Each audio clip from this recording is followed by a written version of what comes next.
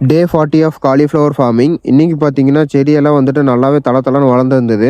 இலையெல்லாம் வந்துட்டு நல்லா பெருசாக இருந்துச்சு. சரின்னு சொல்லிட்டு காலையில் 6 மணிக்கு எந்திரிச்சு ஒரு டைம் தண்ணி விட்டுலாம் அப்படின்னு சொல்லி காலையில் 6 மணிக்கு மோட்டர் ஆன் பண்ணி விட்டுட்டு நான் வந்து படுத்துட்டேன். நான் வந்துட்டு ஃபார்மை விசிட் பண்ணாதனால நான் பண்ண தப்பு பார்த்தீங்கன்னா, பைப் ஒன்று பிடுங்கி எல்லா பக்கம் வந்துட்டு நிறைய தண்ணி போயிருச்சு.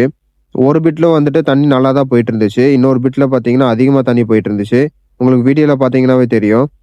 இந்த தப்பை வந்துட்டு நீங்களும் பண்ணிடாதீங்க. காலிஃப்ளவர் ஃபார்ம் பண்ணும்போது இந்த மாதிரி அதிகப்படியான தண்ணி போச்சுன்னா ஒரு மாதிரி இலையெல்லாம் வந்துட்டு மஞ்சள் கலர் ஆகிறதுக்கு ஆரம்பிச்சிடும். மஞ்சள் கலரில் ஆகி அந்த இலை அழுகிறதுக்கு ஆரம்பிச்சிருச்சுன்னா அந்த காலிஃப்ளவர் பூவுக்கு தேவையான சத்து வந்துட்டு கிடைக்காம போயிடும். நீங்கள் இதை பார்த்து பண்ணுங்க. நம்ம சேனலுக்கு புதுசாக இருந்தீங்கன்னா மறக்காமல் சப்ஸ்கிரைப் பண்ணிக்கோங்க.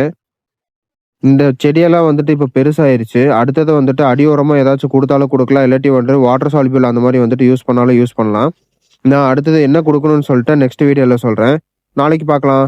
டாட்டா.